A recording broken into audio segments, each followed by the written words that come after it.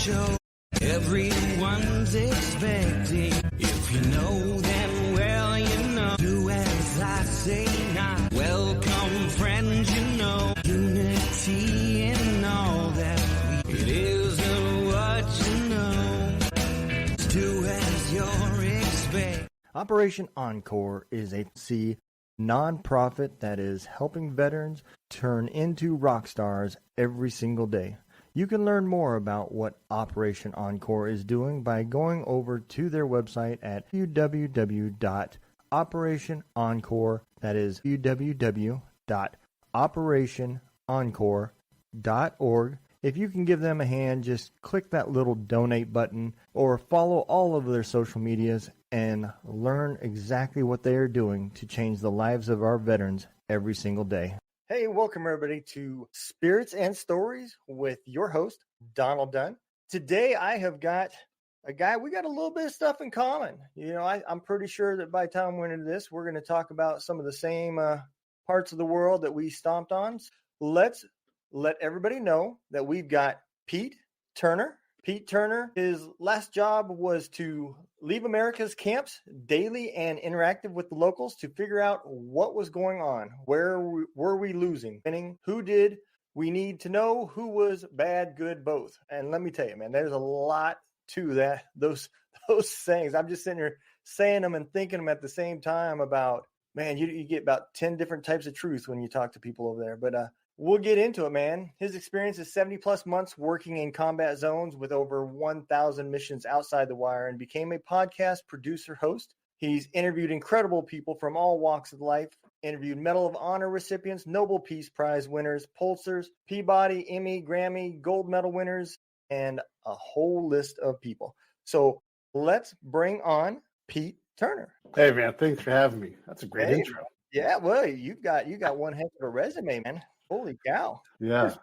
You know, there's a lot to those first little parts of the sentence, man. You know, you're trying to talk to some of those local nationals out there and piecing together whether we're winning or losing. Ooh, you get about 15 different truths over there. Well, I'll tell you what, you know, and really, you know, so just to be clear, like for everybody listening, I was a counterintelligence agent. So I'm a spy for us, right? And I'm trying to find out what's going on. I've got 4 basic jobs: help the commander win more, help the commander lose less, help the enemy lose more, help the enemy lose less, right? And sometimes I could wrap all those things up in one mission, one piece of information. Sometimes you're just one at a time in it around that little matrix. But that's the basics of my job. And you're right, like there's multiple truths within that, and you're trying to sort out for the boss. You're like, hey, where does the boss need to tune his machine, his unit? And where do you apply pressure? Where do you take pressure off? Where do you put in funds? Where do you take funds out? I mean, I don't want to tell the boss what to do, but I want to let the boss know what's working and what's not. Yeah, absolutely, man. So let's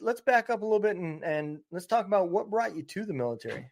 How did that come about? You know, I graduated from college and it was just a terrible time to find jobs. And I couldn't find anything. And I had one of those conundrums where I didn't have enough experience to get a job, but I couldn't get a job to get any experience. And in my line of work, I was going to try to go to TV radio. And so you start at the smallest market anyhow. And I won't do it for long, but I'll carry cables. I'll work in the van. I'll go into the field, and I just couldn't find a job. And at some point, I'm like, I got to do something. And so I went from never considering it to being in the military in 30 days. Yeah. Wow. I mean, we kind of come from similar backgrounds. You know, I came in 94 and it was the same situation. I was right out of high school, got married, and I needed what they call dollar bills. Even now I had a family to take care of. So I couldn't find work either. And so I did the same thing. I came in the military for that reason. You know, my hat's off to all the people that came in after 9/11. They knew what they were getting into. They wanted to fight, and that's why they joined. I just wanted to eat, and that's why I joined. But I did years. I made it a career, so it wasn't a bad gig. That's for sure. Yeah, you know, I didn't know I was going to join the military. I might have acted differently. I might have gone to ROTC, but it had never occurred to me that was going to be an option. You know, I had an uncle that was in the military, but most of my family had moved. Actually, I had 2 uncles that were in the military, but it wasn't a present day-to-day force in my life. So it wasn't something that I even considered. And oddly enough, so I joined in 94 as well. My younger brother had joined on delayed entry, and we were at MEPS ready to go the same day, and just by luck of life. He ended up having to delay an extra week or something like that. Life does these crazy things. Yeah. So we were on these parallel paths where he was at Marine boot camp and I was in Army basic training, and we were exchanging letters back and forth, which was a riot because we could haze each other with our letters. Boy, did we ever! It was a crazy time, and what a great memory. Yeah, I'm going to tell you, man. You saying that, writing letters back and forth while you're in basic training, it just made me think of this little scam that all the guys in my basic training was doing. They were writing letters to other people in other sections of basic training, and the way they would reverse the name and the for the sender and that, so they were actually sending it to themselves and to the other guy, right? And they wouldn't put a stamp on it, and so then they would return it no postage to the correct person that it was supposed to go to. I was just thinking about, I don't know why, but it just popped in my mind about what the stuff those guys were doing to save. I don't even know what stamp back then, probably 15. Something. Yeah. And you don't have to put your return address, right? You just put nothing on that upper left-hand corner, and then it goes to the person you want it to get to. Yeah, it's pretty funny, the tricks we all pulled in basic. Yeah, man. So let me ask you, did you stay enlisted, or did you end up going warrant with the position that you was doing? I stayed enlisted. I was a couple opportunities for me to go. Warrant officer was an option, but it wasn't an option that I ever got close to getting. There was a couple of times where I was going to try to go OCS, and then there was going to be a direct commissioning. I was in the reserves for a little while, but I'll just be honest. I was failed by Army leadership, and just in my field, they don't value the people that they get, and so they don't try very hard to keep us, which is amazing because it's really hard to get someone trained up to be a counterintelligence agent. And that skill set apparently just isn't valuable to the big Army. And so, but I remember pre-deployment for Bosnia. Our commander's out there, and he's like, I can blister the paint, and talking about how tough he is and how mad he can get and everything. And he also said this deployment would not curtail careers. And so my buddy Brian and I figured out that we could, if we went back to Germany, within 96 hours, complete all of the work that we could not do in theater, which would be Bosnia. We could run around like maniacs and get all that work done, go to medical boards and all that stuff. He had called and done all this work ahead of time. So like everybody was ready for us. Like the minute we dropped on the ground, we would basically have no rest. It would be like a 4-day pass that would suck for us. Our commander said, no. What? And people were going home for 4-day passes for all kinds of reasons. By the way, I had several 4-day passes that I didn't even get to use. And I said, I'll just use a 4-day pass. Like, well, that's not approved either. And I'm like, well, then why do I have 4-day passes if I can't use one? I'm not trying to get out of working. I worked in a very hard spot. I worked hard all the time. Both my bosses, my NCO and my warrant, were like, hey, we want Pete to become an officer. We think he'd be good.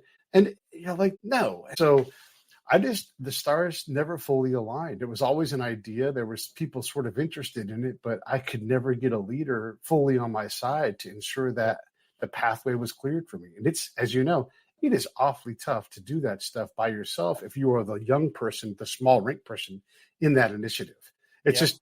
It's impossible if someone's not pulling on the rope with you. And so I never had that person happen. Yeah. Without recommendations and everything else, man, it's tough because especially on the warrant side really looks at who it is that recommended you, because it's such a small niche group of people, man. They know everybody. So, I imagine, OTC would be the same way.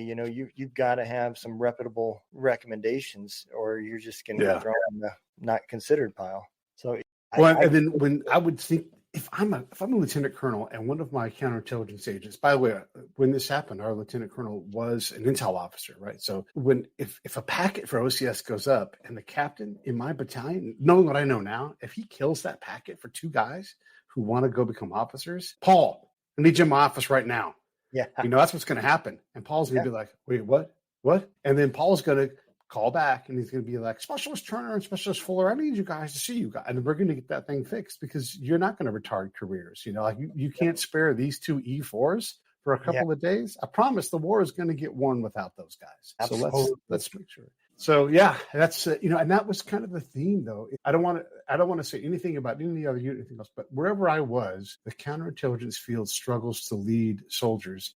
I'm a hard charger. I'm athletically fit. I was a max PTer. I studied my ass off. I never lost a board I sat in front of. I was a pretty good soldier in a lot of ways. I had a bit of a bad attitude, but my bad attitude stemmed partly because no one knew how to like get in front of me and lead me. And so I would get bounced from section to section about every 3 months, make sure that NCO got a leadership excellent block, and then they'd kick me to the next section. And believe me, I can see that happening, and they're like, hey, I led Specialist Turner. And I'm like, you didn't, I set up my mock boards, not you. Yeah. And so that didn't play well in Intel. And again, like I have my drawbacks, but I was frustrated because I was trying to excel in a field that you're supposed to try to excel. And no one could tell me how to compete. And all I wanted to do was compete and be great. And it just doesn't work that way in Intel. Apparently, not from my experience. It really doesn't. I worked real close with our Intel guys while I was with the 160th, but that's really the only unit that I really dealt with them. I mean, any other time you didn't see your Intel guys unless you was in processing or out processing. That's it. They were just a tight knit group that didn't speak to nobody. They just did their own thing. When I was with the 160th, the guys that I seen, they were all NCOs. So the leadership part, you really couldn't evaluate because they were all, and so it was tough to see, but I could still see it in some way, that they kind of all did their own thing. They weren't their tight knit group like you would see in the motor pool and stuff like that. So I do get that, but obviously you had to be good at your job for them to even be letting you take on the missions to go outside the wire. Not all the Intel guys do that. Yeah, well, that's the thing, right? So when we were in garrison, it was tough because no one knew. Remember, it's 95, right? We didn't know what we were going to do next. And so I had my face in correspondence courses. I was memorizing all of the board books, and I mean memorizing them, right? So I was investing in getting myself promoted. And for those who don't know, like there's a promotion system at this time based upon points. And I figured like the points max out, that kind of locks out promotion, 800 points. And so they give you like 798. Like if you can get to 798, then okay, we'll talk to you. So I'm like, well, then that's what I'll do, right? And you got to think, this is how I think, right? I'm going to get 798. And my peers and the people 1 or 2 notches above me look at me like I'm crazy. And I'm like, all right, and so instead of going, hey, Pete's pretty motivated, let's figure out, like, let's get him over to Delta selection or and figure out things. They just pushed me aside, I just want to tell a quick story. So we were doing a battalion run, and our battalion was Intel people, ops people, and like headquarters, everything. And then there was an infantry company, Echo 51st. And, they were our rangers. They were our animals. And so we're doing a battalion run, and I've got the guide on, so I'm running around the battalion formation. And you got to keep in mind, I'm really fit, right? And I go around the front of the formation. We're in Germany, and the track is the asphalt is slick because it's got like moss and it's wet. And so I slip and I fall and I spike the guide on the ground. I get up, and the infantry guy passes me, and I'm like, fuck no, not a chance. And so I go after him. He thinks he's got me, right? Because he's passed me up, and I'm hunting. And so I put that guide on down like in like 90 degree, and I'm scooching. And his guys are at the back of the formation. Like, hey, he's coming. And he's like, yeah. And I smoked him. And that poor guy, man, he got destroyed when he got back to battalion. And again, instead of someone from my unit going, hey, Pete, because we were the unit in front of that unit. Instead of someone saying, we saw that was incredible, not a word. I got yelled at one time. I used to do this thing where we'd go on our little run for PT tests, and I'd finish early, and then I'd run back out, and I'd run in people who I thought would appreciate it. I'd be like, hey, you want me to run in with you? And they'd be like, yes. And so I'd run. And I knew, like, if they wanted me to run just in front of them or just talk with them or whatever it was, I would do that.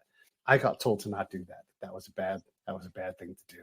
And I'm like, I don't get you people. Yeah, I don't either. That is, and I've heard stories of MI units, but I've never been in one, so I've always had just really small little, it's a section, squad of guys. But yeah, I've heard stories when I was at Hunter Army Airfield, there's an Intel unit there, and I've heard similar stories to like what you're telling. Yeah. It is a whole different world. So I didn't know that though. Yeah. The whole military was like that. No. I will tell you, I think really the rest of the combat support element is really close, with each other. We kind of rib each other internally, but we all kind of look out for each other. And then you got your combat arm guys that, the same thing. They feel like they're better than us. The infantry calls us pogues, and the airborne calls us legs, and whatever.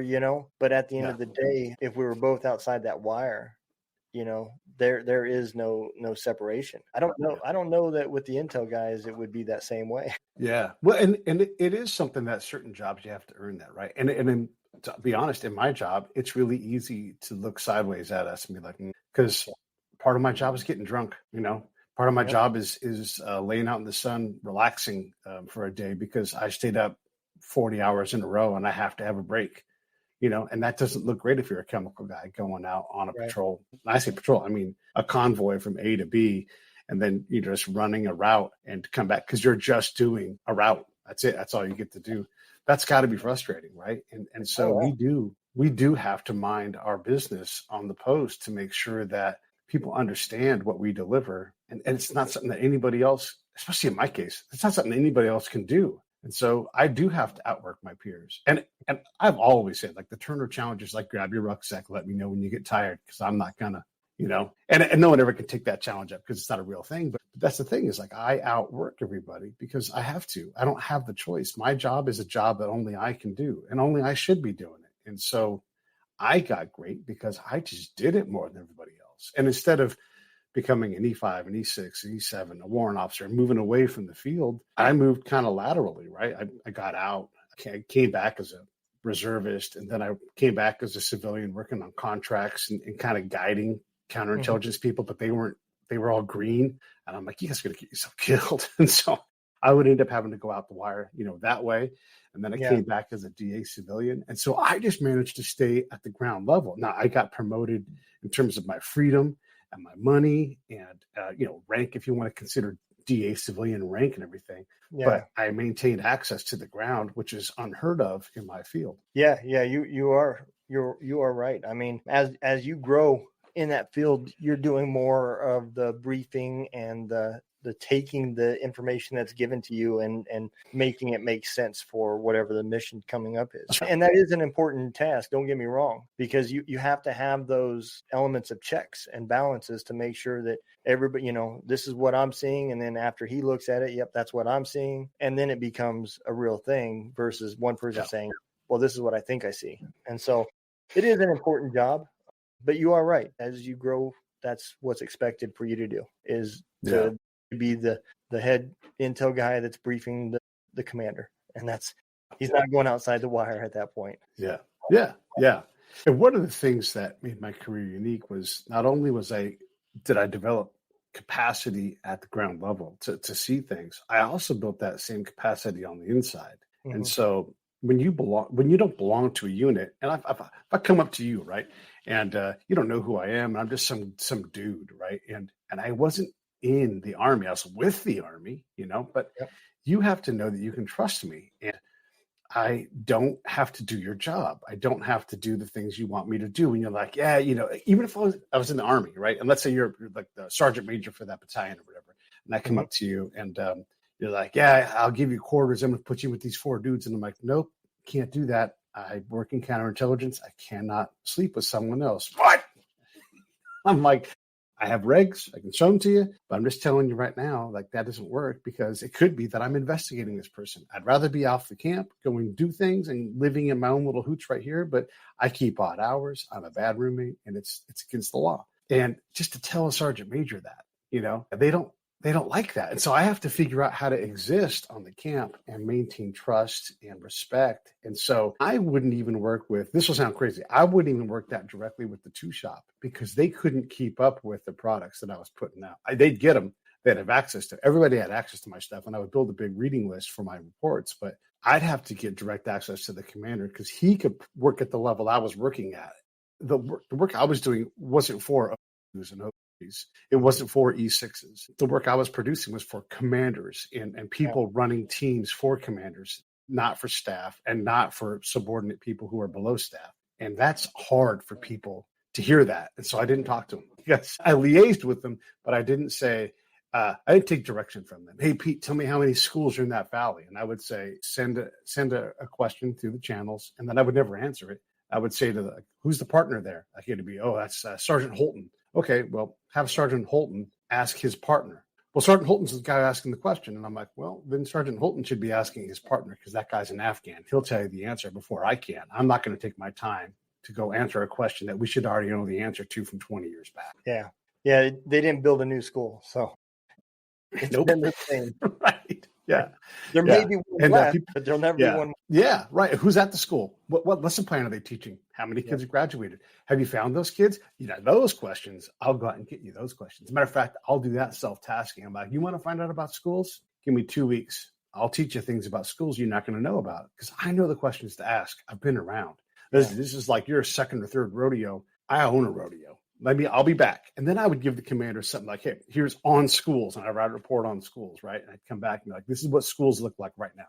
Are you winning or losing? You decide. Here you go, man. And I'd give it to him and he'd be like, wait, you went out to these schools without letting everybody know that you're going out to the schools? And I'm like, you can't let them know you're coming, man, because then they perform the school function. So yeah, I talked to the Ministry of Education. Yeah, I talked to the elders. Yeah, they took me out to their own schools where they were at. And I looked at who was there. Yes, I got to see their curriculum that they teach. No, it's not written down. Nobody else gets that. Nobody else gets that kind of information and access, right? But I do. That's my job. Yeah, and a lot of psyops is in that same category. They do a lot of things that just look like you're just fucking off. You're not doing nothing. But what you people fail to realize is kids will say things that they don't even know is wrong, and they're giving you information.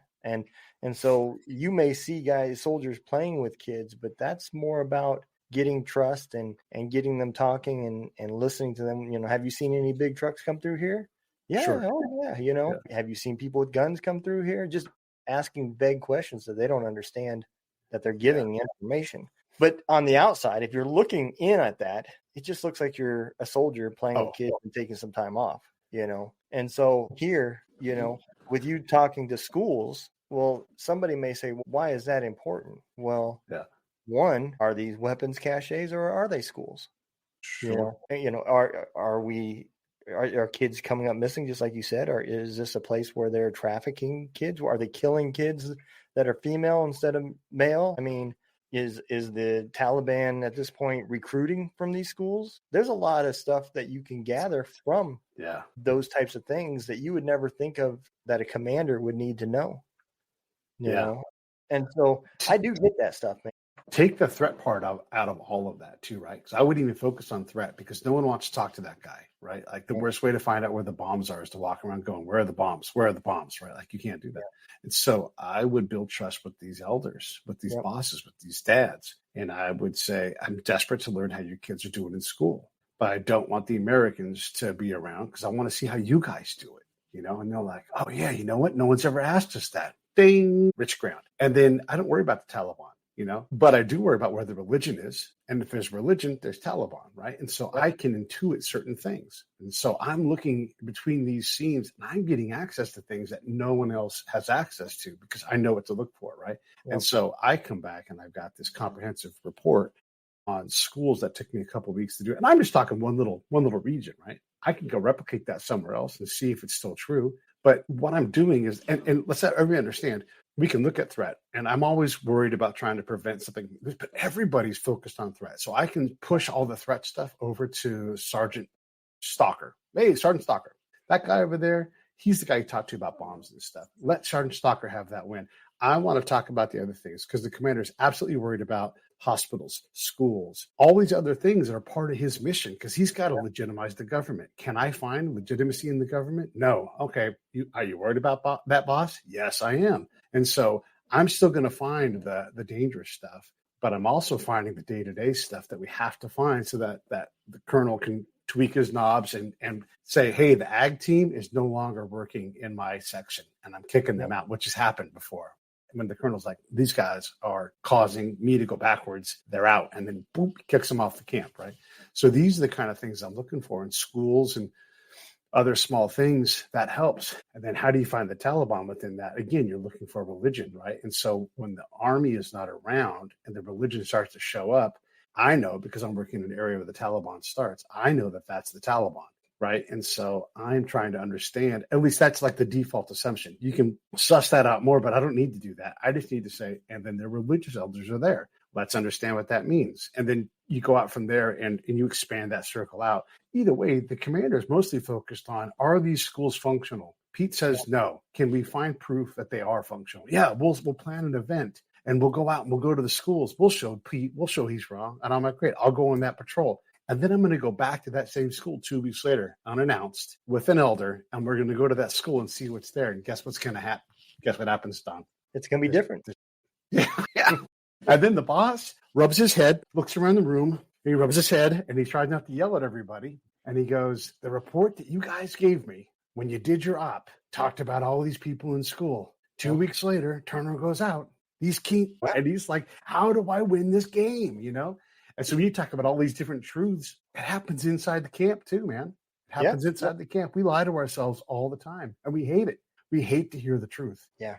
And that is a sad fact too, because a lot of that intel becomes very important on missions. You know, what type of cover is there? You know, is it a wooded area? Is it a desolate area? You know, you can't always rely on just imaging. You have to have people that have seen it and know about it. I mean, prime example was the Lone Survivor show. They were expecting to be having perfect cover so they could watch that village in that area to see if the reports was true that one guy was coming there. And when they got up there, there was no cover. I mean, it was pretty desolate, to the point where a goat walker walked up on them. You know, it is, those little details can make or break a mission. And, you know, again, not even necessarily threat missions, rebuilding of towns, you know, legitimacy as far as with the government. Are these Humvees that we gave them, are they being sold out the back door with all the parts that we're giving them? Part of my last deployment was to teach the Iraqis how logistics work. You know, when you got two units that both need an engine, you know, which person gets the priority? How do you figure that out? And I'm going to tell you, it was like clockwork, man. That situation would happen.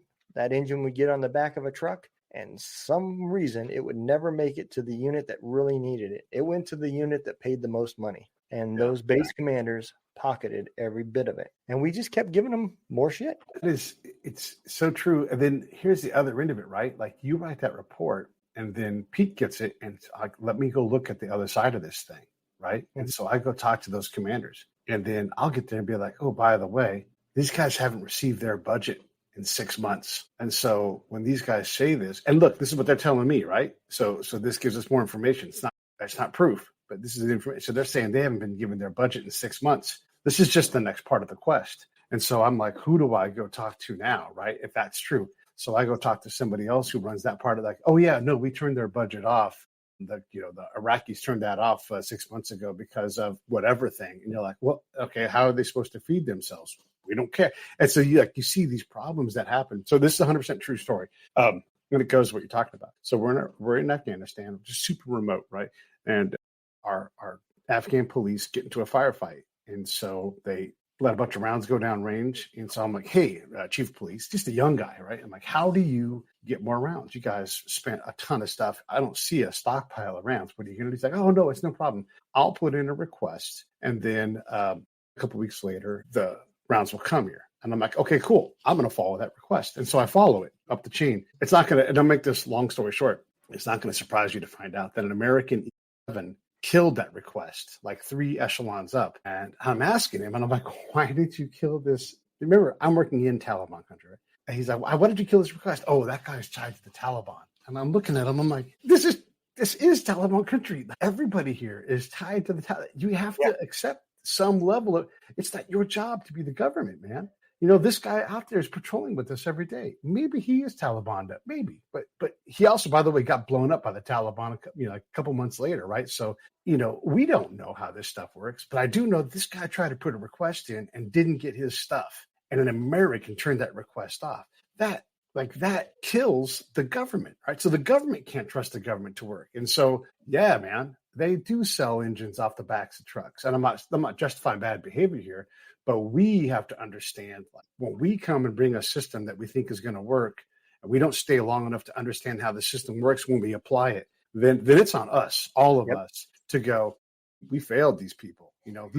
I always tell like I'm hard on the generals and the admirals. You all are old for your career. But then again, so are we. Like we did not do the job of establishing these systems that we said we were going to do because we didn't like the hard, bad news of these captains and colonels and majors aren't being provisioned. Can I tell you another story that kind of illustrates that? Yeah, go for it. So I'm in remote Baghdad province out in the farm country, right? And we're trying to get rule of law established. So I'm looking into these things. And so there's this young police lieutenant, Iraqi, and he's out by the river just north of where like it stops being Baghdad province and starts being Diyala province. And I'm like, what's going on? And he's like, well, a lot of the men have left this region and they won't come back. And if they do come back, they don't sleep in their homes. They sleep in ditches. And so it's really hard for them. And I'm trying to get them to calm down and trust things and everything else. And I'm like, well, what's one of the problems? He's like, well, you guys keep coming and arresting them. And I'm like, well, why are they arresting him? Well, they're bad guys, And I'm like, are they bad guys? He's like, some are, some aren't. And I'm like, okay, well, what's going on? He's like, well, the family comes to me after they've been arrested and there's no warrant. There's no due process. So I don't have a lot of answers for them. So they don't trust me. And I really can't fix their problem because I'm just a young lieutenant. And I'm kind of translating his whole story. And so I write this report and I'm like, hey, if we're going to have rule of law, we have to like actually serve warrants. Right. And so this goes up. My commander's like, he's hot. He's like, yeah, damn it, kid, like, quit doing these jumps across the provincial border and snatching up citizens because the guy I'm partnered with is trying to, and I think we're making progress. I can't have these other things hemming me up, right? I'm trying to make the government work here. And so like, I don't know, like a week later for the whole process works, right? They come and they snatch a guy and they serve the warrant. You know how they served it? And again, these are Americans working with other special Iraqi operators. They take a knife and they go into the kitchen table with the warrant attached to it. And like that stuff right there is what, and there's no commander that's like, that's what I want to have happen. There's no commander like that. Right. And so these problems have nothing to do with threat and everything to do with failure. And we have to like step back and go, that ain't working. That didn't work. Maybe that guy's a bad guy. Maybe he needs to go to jail, but that is still not how you do that. Like you don't get mad at me because you guys weren't doing your job. Yeah. Well, let me ask you this. Do you think that some of that comes from the fact that on the Army side anyways, because I can't speak for the other branches, but on the Army side, I know when the wars get to that point where we're now in the rebuilding stage versus the kicking in doors. And And I've been deployed enough to know you see those changes. We go from kicking doors in to cordon knock and knocking on doors and giving them time to hide our weapons. And then we play hide and seek and try to find it. When the war turns that and the ROEs start getting to be extreme where now you can't return fire unless you have permissions and all that stuff. I think the soldiers, the guys on the ground lose interest at that point because we're not builders and we're not, we're the animals that are coming through and just tearing shit down. And I don't think that some of the commands, when they get over there and they find that that's their mission, they're in the rebuilding stage, really want to be there to rebuild. They occupy ground and time, and they don't really care if the mission was successful. As long as they did what they were told to do and it looked like they were attempting, it was now a waiting game until they finally pulled everybody out. That's how I felt about it because I did a lot of these same things. Nobody really cared if the Iraqis could do logistics. Realistically, the Iraqis we were teaching didn't want to learn from us either. There was a lot of times we'd have to go up there to give classes on the Humvees and stuff that they had. And they would literally do the minimum required. They would put one guy over there that didn't speak any English. And everything I said would have to go through an interpreter who was not mechanically inclined. And what they call one part and what I call one part is, and literally that guy was sitting there going, I'm only here because if I'm not, they'll shoot me. So it's on both sides in that aspect, but they don't want the supplies to stop coming. So they do the bare necessities to keep that part going. And we don't want to be considered as we failed as far as we didn't do our job. So we do the bare necessities to say we're rebuilding. I don't think anything was rebuilt in Afghanistan. Yeah, there's a lot of truth in what you said, but there's also a lot of challenge that I would push back. I totally agree. we suck at the ramping down and the ramping up of kinetic activities. And sometimes these things are going on simultaneously. Yep. Sometimes I'm collecting intel, and I've done this during firefights where like I'm getting hit in the face with pieces of building that are being shot, and I'm not going to stop my meeting. And oddly enough, neither did the dude I was talking to. We were both like, this is normal. By the way, this didn't occur to me until maybe like 2 years ago. And I'm like, oh my God, I had a source meet during a firefight. And we were both like, we were safe. But so again, this is the complexity, right? This is the complexity we have to get through. And it's not easy, right? So anyhow, I guess the thing I want to say is when we go somewhere, we hold the responsibility of being the professional. And because we refuse to stay long enough to develop language capacity, to see through that mission. Here's what Pete sees, right? Because units will rotate over the top of me, rotate over the top of me, rotate over the top of me. And so I'll just use one of the dumbest things that I would ever see is unless the sergeant major was around, nobody would ever do this. But when the sergeant major came around, pre-patrol sand table briefings, right? And like the Afghans, the Iraq, they all knew that. Nobody wants to do that because for the most part, we already know the terrain, right? But when the sergeant major came around, we would do that. Or like curved line distance on a map. We would teach the Iraqis this, right?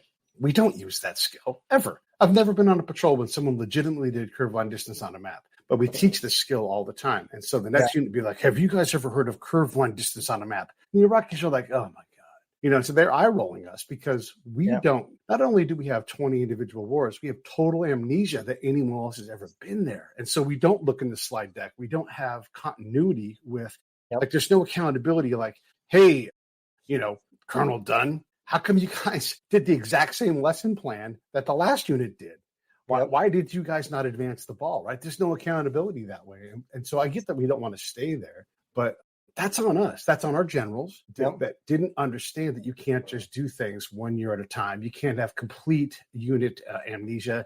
You should send people back to the same region so that they can develop language capacity, so they can develop relationships, and you can inch the ball forward, sometimes maybe, right? And the other thing is the second commanders say, we cannot take that mission on because we are not capable of doing that, I will be glad to say, okay, we're not going to do that anymore. But what commanders like they all want to be Teddy Roosevelt. Let's just get some horses. Let's get to the front of the line on the ship. Let's get off this ship as fast as we can. I don't care what the mission is. We're going to do it. That is their attitude. That's the way they're bred. That's the way they're trained. And so they do want to do governance. So I get what you're saying, man. Smash things, shoot people, take over houses. But then it's like, now what? And State Department doesn't want to do that job. They're terrified to not have salsa night, for crying out loud. They lose their minds if they, don't have that whole thing, right? So I don't know what the answer is, but I know what the reality is that we don't take that mission seriously like we actually want to accomplish it. We'll lie to ourselves and say that we do. Yeah. But that's what made my job so interesting was I'm like, hey, so this is just another story. So we were like, talk about the rehab, the radio in a box. And I would go, and this is where I learned the layers of experience. So I wouldn't go to the captain because the captains couldn't get this, but I would go to the majors and I would say, the boss can do whatever he wants. This is your guys' stance. I've been in this area for a long time. All I'm saying is I just went to SharePoint. It took me 4 minutes and I pulled out the last 4 units rehab slides. Here they are. I'd give them to them. Whatever we're going to do, let's just understand this is the 5th attempt in the last 5 years. What do you think? And then the major goes, right, because he's got enough experience because he has deployed before. And he goes, we're not just going to do rehab. We're going to figure out how to do this better. Pete, what do you think? And now we're having a conversation where I can it's not my job to tell the staff what to do, but like, I don't know. And then attaching to the radio in a box thing, we'll see I learned from watching how the unit communicates with itself. And so there's the electronics warfare officer, and he's talking about the capability of the rehab. We have 4 rehabs in the region. There's a circle, and they broadcast in this thing, and we put out all the approved messages, sir, and it's working just fine, right? I'm like, that is all bullshit. Absolutely. And so I'll go out. Guess what I do? I check, and I talk to people, and I find out what they think about the radio. And I do PSYOPs' job because they don't do it. And so I go and I find all these things out and I kind of map the area. It's just very informally. I don't got to do much. I just have to disprove the false narrative, right? Because that's the commander losing and he doesn't know. And then, you know how this goes down. EWO is almost always the captain at the battalion level or brigade level. And so I go to the EWO and I'm like, hey, I have some bad news coming down the pipe. I don't want you to get blindsided by this because I'm not a dick. Here's what I'm going to, you don't want to listen to me. Okay, great. I'm going to give you one more chance. I am going to brief this. This is my slide. And right after you say that, I'm going to go, and then I'm going to smash what you're going to say. I tried to communicate because I don't want to do this in the open. But that guy, Pete, who knows who he is? F that guy. And so you know what happens next? He briefs his stuff. He does his standard with the hatchet hand. And I'm like, sir, yeah, I've gone out and checked that. There is no rehab in location 2. There is no rehab in location 4. I've checked 3 different radios, the known channels that we broadcast on. It's not there. By the way, all of the known broadcasting isn't relevant. When we find it, the farmers are like, that's city folks, we're country folks. So none of that messaging relates to them. It's not working. So not where it does work, it's not working. And where you think it works, it's gone. That radio does not exist. I went to the physical locations, no radio there. And then, the boss is like, doot, doot, what's in his mind? And then the EWO, like the spell is broken. And he's like, oh my God, that dude, he said he was going to do this to me. Like I'm a magician. And I'm like, voila, and I'm like, I told you I was going to do this. I begged you to let me help you. And you told me to F off. And so I F'd off. And now you have to deal with the boss losing his mind mad. And so these are the responsibilities that we all hold as a professional organization. And if we refuse to do it, my job's easy. I'm just going to go, hey, we're not being professional here. We're not being professional here. We're not being professional there. I'll go find the enemy, but maybe we could just start being professional and either say we suck and raise our hand and say we need help, or say we're not going to do that and kick people out, whatever it is. Just say that we're doing something and not do it. Yeah. No, you are absolutely right. You would think that the Kurds would not want to do anything else with us again. Because, it's literally like, the second or third time that we have just, oh my God. Yeah. Yeah. I agree, And the other thing, too, I think we also need to accept. We need to accept that America doesn't work everywhere. What works here is not going to work in a place that they've never seen anything like this. Afghanistan is a prime example. They don't have a governmental law.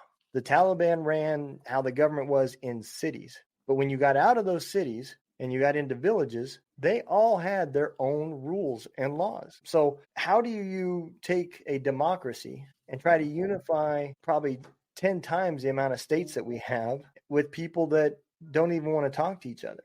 They all have different beliefs, and we're going to try to force this voting system that it's kind of questionable of whether it even works in America anymore. So I think at the end of the day, we have to accept that fact that we're not going to make America over there. We need to figure out what they need and how to help them, and that would probably help out tremendously. My Wi-Fi bounced on me. Ask me that question again real fast, and I'll answer. I was going to say, I think one of the problems is that we try to take and make America everywhere we go. Right. And we need to kind of get to that point where we evaluate what they had and what they need, not what we have and what we're going to give you. Look at how many soldiers lost a shit ton of money because of how many times we implemented a government in Iraq and they made a new currency. And then Private Joe says, man, I'm going to buy 10 million of this money, and all it has to do is go up to be worth 1 cent, and I'm going to be a millionaire. And put a new guy in office because that last guy didn't want to play the way we wanted him. Oh, boy. Yeah. New currency gets made again, This is one of the biggest things. This is one of the things I'm trying to fix with my nonprofit called the Ground Truth Center, groundtruthcenter.org. Mm-hmm. Close these gaps, right? The ground truth guys who go out, guys like me who've been shot at, who have to talk the policy to the person we're trying to help. The guys like you, we're like, here's how logistics work. Guys who work with the Kurds and be like, I promise we're not going to turn our backs on you again for the third or fourth, right? All of us guys, because look, when I talked to the governor of the province, the district within Baghdad province where I was working at, and he's like, Pete, you're leaving? Because I was the one who told him, hey, no shit, we're leaving. He's like, yeah, I know at some point. And I'm like, no. I mean, in 6 weeks, really too. And he's like, wait, what? And I'm like, yeah, what do you need to make this thing run? Because we are leaving. And he had no clue that we are leaving. And he's like, Pete, they're going to kill me if you leave. And I'm like, I can't help you with that. I can only get you whatever you think you might need. And I can't even get you that. All I can try to do is help you, That dude got killed. He got smoked. Guess who owns that? Not the politician, not the legislator, not even the generals. I do. I own that. That guy belongs to me. He's in my heart, and he gives me the PTSD because someone didn't have the guts to give that guy a generator and a bunch of fuel, or even just get out of it. Like, look, that guy got smoked. We told him we were going to be there, and we left. Yep. So, we have a responsibility when we go to these places. If we're going to go, we've got to do a better job at being there. And it can't be that we do it how we've done it, because it doesn't work, whether you're in Afghanistan or not. And you made a great point talking about, we can't bring the problem and the solution in a kit and just apply it. Boom, you need rule of law. They have rule of law. They do deal with murder there. We may not like it, but it's theirs. And so you have to build a special kind of soldier for sure, right? This is not motor pool soldier work. They have their own job and they're great at that, but they shouldn't have to do this. And it's not about doing push-ups. I love when someone's like, you got to have a special soldier. I'm like, ask me how many push-ups I've done in combat. So I've been shot at a lot. I've done 0 push-ups in combat. Yeah. So yes, you need to be physically fit. I'm an athletic dude and all that kind of stuff, but it's not about push-ups. It's about understanding how to use their culture to your advantage. If I can accomplish the boss's goal on their cultural path, which includes the Taliban, then damn it, let's do it. Did we just establish a school, and did we call it the Mullah Omar School of Girls? Like when we get in trouble for them burning the Quran, we need to come back and say, every time the Taliban burns a school, they're burning the Quran. We learned it from you guys, and just throw it right in their face. When we bring books to school kids, you got the compliments of Jaysh Almighty. Here you go, right? And just go to the neighborhood. We want to work with you guys to help make kids smarter. Whatever it is. How do you guys want to do this? One of the biggest things I learned was, whatever their path is, even if it's ugly and nasty, it's on us to work with that path first and then nudge that path where we think we can improve it for them. Yeah. But if we always do our thing, it'll never work. It won't. No, I mean, look, we're now to the point of the exact definition of insanity. And yeah. It's because we keep doing the same thing over and over again, expecting a different outcome. Yeah. And I don't even know if that's even true anymore. I don't even know if they really expect a different outcome. It's about giving them enough to tell the American people, look what we're doing for these guys. That's really what it's about. Because once this little briefing happens in Congress about the truth about how we left Afghanistan, not the media story, the truth about how we had snipers that could have prevented that bomb from going off, how we had commanders refusing to allow us to shoot, how there was government and upper leaders meeting with the Taliban in front, handing them a random suitcase where we assumed there was money in there. And now all of a sudden we can no longer do anything to the Taliban and they're going to leave us alone. But yet all these soldiers had to sit there and watch them execute people in front of them, have them on their knees and just walk down the line and just trying to instigate something so they could go back to fighting. And, I know all this because of the podcast, the Sean Ryan Show, and that soldier that he had on there. He's now missing, I think it's his left arm and right leg, and had 150 ball bearings hit him, and the truth is coming out. So the whole story is what I'm getting at is that what we get told here isn't necessarily the truth. Yeah. And what's happening over there is also not necessarily the truth. No, there's a lot of that non-truth going on, Units that go there that are not prepared for the fight at hand is the norm. Every unit that I would get there, they would all come with the same basic battle plan. And so I knew I'd have to shut down operations for me because they couldn't even see me. Every colonel would try to pass me to the next colonel, but the unit couldn't even understand me until 3 to 4 weeks later, but really 6. And you think about what a significant chunk of a 52-week deployment that is, They're just babies at that point. And they would all and I'm just going to use the standard Afghan thing. We will push the Taliban to the south. We will encircle them. And I'm like, and what? And what? Go to a courthouse and negotiate terms, have them stack arms and you'll play some drums. This isn't 200 years ago. There's no Clausewitz here, By the way, you can't do that because they don't want to do that. They're not going to allow you to do that. Your vehicles won't go south. You're going to it's the winter. You're going, and I swear to God, this is true. This is a professional infantry unit. They thought they were going to do that. I saw their battle plan and they turned and they went south off of the main road and they stopped. And I told them, like, you guys are going to lose where the road is because it's not marked. Your vehicles are old and tired because they've been here for a long time. And then someone's going to have to go pee because you're going to be out there for 3 hours longer than you thought before you've even started. And you got people outside and they're peeing and you're not even near the road. You know where you're at, but you're not anywhere near the road.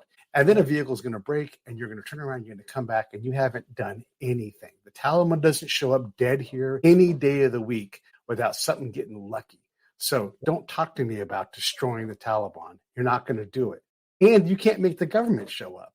So what can you do? You know, and I'm pretty hard on commanders because that's your job. Either make the government show up or make the Taliban go away. You can't do either one. Guess who the chump is? Yep. Yeah, I mean, there's a lot of history in that country of how many militaries thought they were going to take over Afghanistan. Yeah. And we were just another group that lost. I'm not saying it's impossible, but we didn't prepare for the fight that was there. We didn't prepare our people to be ready for it. We thought they were going to get into all these different kinds of. I spent so much time doing, like, I had more deployments than the people training me, you know, and they're like, you have to have all your kit on. I'm like, man, I don't have to have, I'm going to patrol more than all of you guys. I don't need any more weight on my body. I don't have to acclimate to my fucking body armor, you know, first sergeant. I appreciate you. You're a badass, but I've got more combat patrols than you do. I don't need any more weight on my body. I'm still recovering from the last time I was here. I know my job. I need to qualify to get out of here. How do we get that done? You know, I'd go out and do the same grenade drills. I'm not going to throw any grenades. I'm a goddamn spy. I'm not throwing any grenades. Come on. But you get a badge, man. You get a badge. We did a World War II into the bunker. Yeah. I swear to God, we did that drill. And I'm like, are you serious? We do. I mean, look, I'm all about it. Lots of good Army training. Yeah, but it's not anything to do with what we're going to do. Do you think we're going to go fight the Taliban in bunkers? No, it was a very urban war. Yeah. And that's if they showed up to fight. Right. For the most part, they didn't want to show up to fight, you know. Anyhow, I mean, and I get riled up about this stuff because we know better. And we have all these lessons learned places and, you know, the call and cigar, but we're like, oh, you know, we're just not going to fight that fight. We're going to go fight the Russians. And even then we don't fight the Russians. We pay someone else to do it. So what are we doing? And that's the part that frustrates me. And that's why I want to try to, like, get us to make less mistakes, get more things right, prioritize things better, try to stop creating so much corruption. Don't bring $80 billion to a fight. Bring some intellect, bring some tools that help. But if you corrupt everything, then there's going to be corruption. Yep. Yeah. I mean, look, at the end of the day, we're talking about people that are doing what they got to do to survive. You know, when there's an American guy with a weapon standing in front of an Afghani, he loves America. The moment a Taliban guy with a weapon is standing in front of him, he loves the Taliban.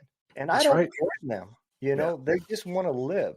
And so it is hard to try to fully get somebody on your side because they do know at some point we're going to leave. And if we don't win, then they're stuck with what's left. And it's not going to be pretty. And then as soon as you get used to that American guy, after a while, you're like, that guy's leaving. And he's going to tell me he's leaving, maybe give me a parting gift. And then the next dummy's going to come in. And look, I got sick of it. I got sick of that. The Army, like, who are you? What are you doing here? And I'm like, no, I'm here to help you. I'm really good at my job. And I would tell him in the future, I'm like, you're not going to understand me. You're going to put me under that captain over there. And that's not where I belong. I belong talking directly to the boss. You're not going to believe me now, but here's what's going to happen. And then in 6 weeks, you're going to say to me, Pete, you're invaluable to us. We'd like you to talk directly to the boss. We could skip all that. We could start there, but you won't. And so, you know, and we would go through the process and it'd be like, hey, look at that. Talking to the boss directly now. Yep. And we just don't, we just never prepared for the fight at hand. And we refuse to learn those lessons. We refuse to adapt, and we're terrified to change that fight. And so we're just not going to win it. Yep. Well, brother, I want to dig a little bit into your podcast, man. So please. Or your YouTube channel. I don't know if you call it a podcast. But how did that come about? I know we was talking before the show and you had some other host on there with you.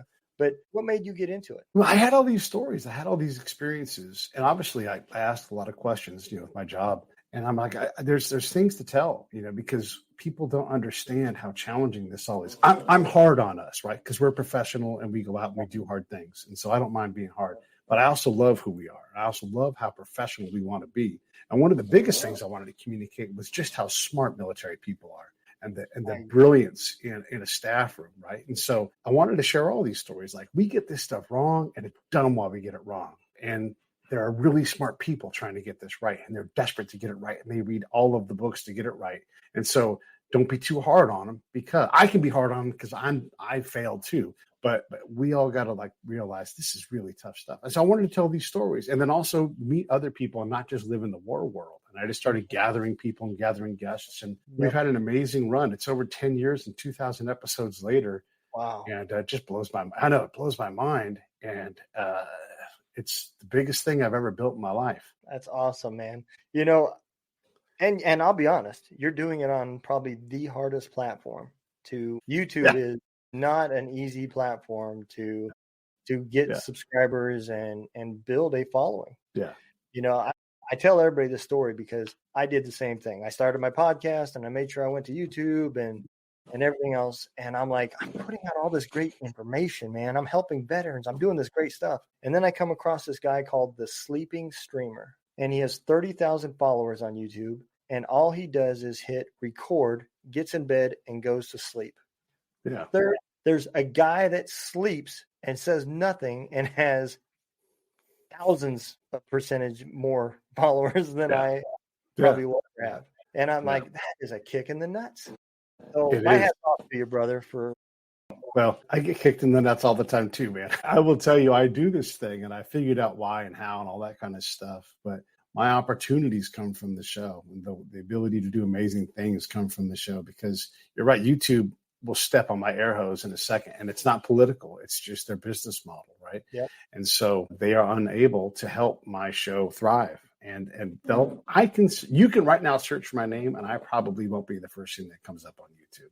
And you think about that. I can put the exact name, like combination, like I can put your name, my name, Break It Down Show, right? The 3 keys for what I'm looking for, because we do an episode together, right?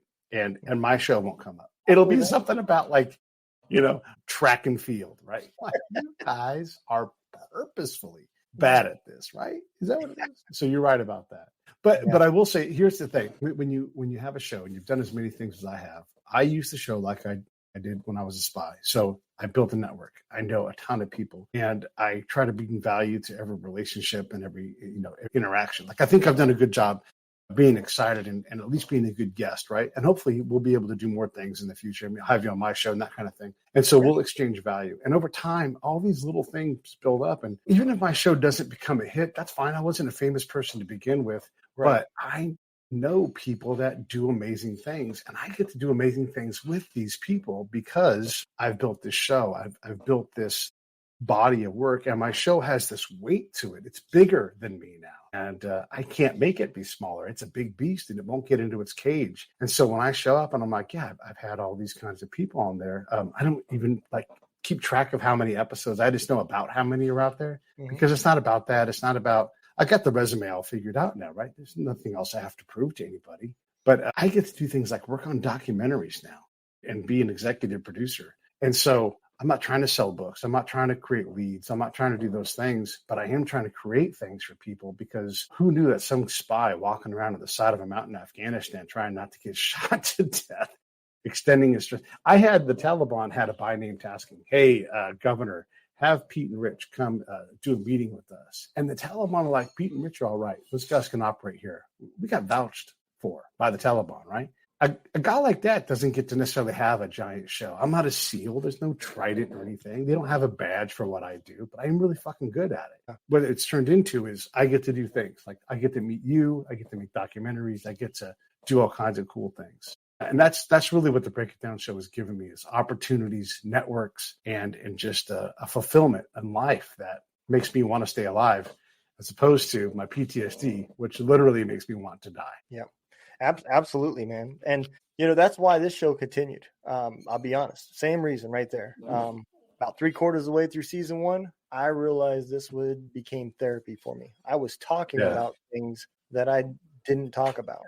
And it felt good. I was getting more from it than I got from any other therapist. And so when the other host dropped off, I didn't want it to end. And so I then started, I learned real quick, I'm not that guy to talk by myself, because I start rambling and I wouldn't even watch the shit that I created. So it was bad. So I then said, well, I need guests. I need people that I can feed off of and learn. And that's exactly what happened. I started bringing all these different sorts of people, and I started hearing all these fascinating stories that I have really became interested in.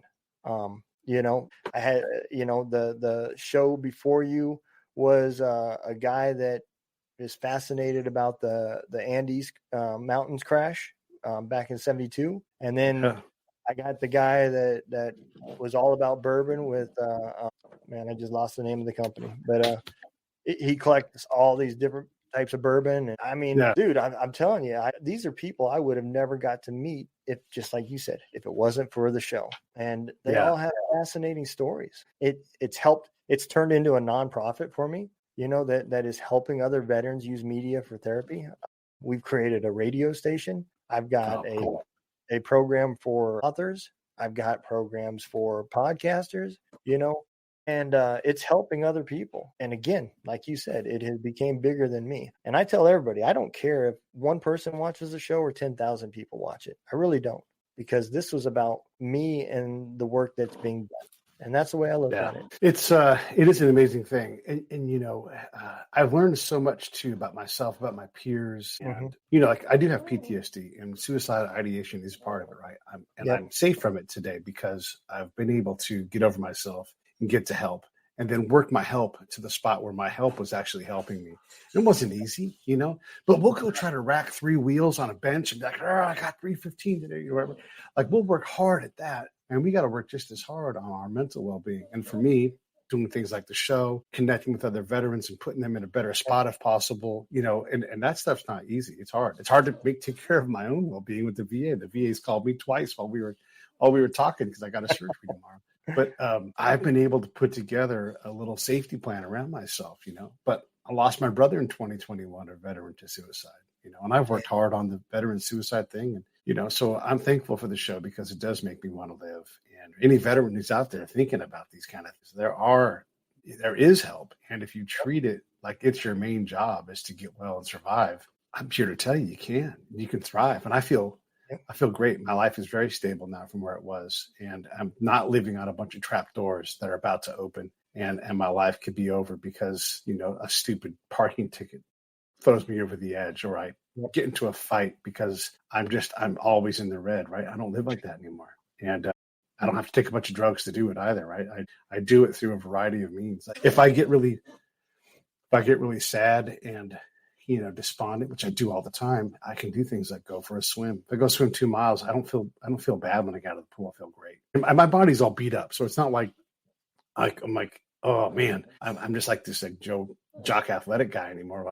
My body hurts. I gotta swim in a very specific way. But when I get out of the pool, man, I feel like $1 million. It's a therapy. It's a meditation. So anybody who's thinking about that, I can tell you, like, I have felt horrible and wanted to die. And every day I have that storm every day, but I can manage it.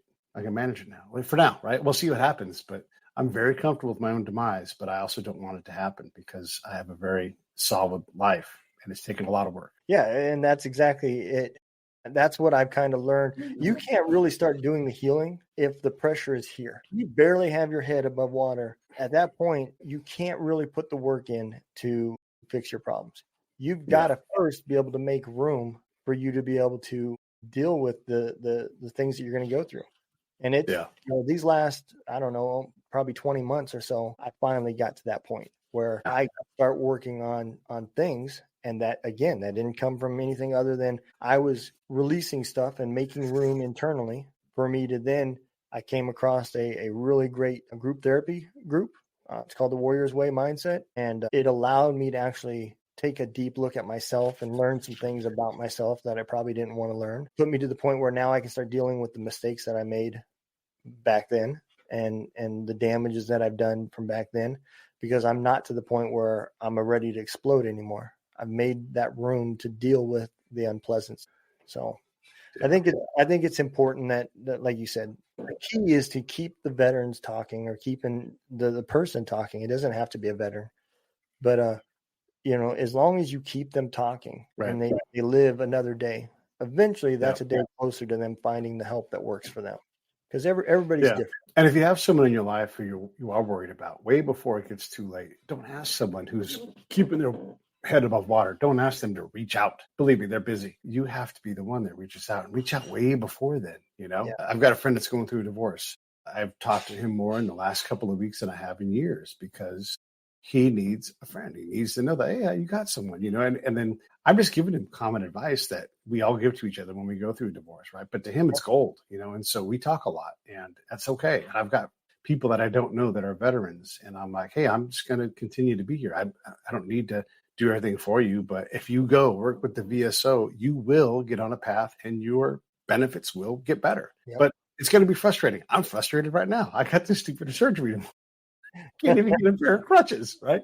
So you're going to have frustrations, but I'm going to do it with you, and you have someone there, an advocate who will get you towards, So if you're trying to help someone, extend grace, continue to extend grace. And if you need to have boundary, push back and say, hey, this is a spot where you have to do you. I'm going to do me. And then I'll check back in with you. But that's, don't ask someone who's struggling to stay alive to take the time to call you. Yeah, because at that point, they're now to the point where they don't want to talk. They just want the immediate problem to go away. And that's one way to do it. So, and they look at the phone, because I've done this. They look at the phone and they get mad at it because no one's called them.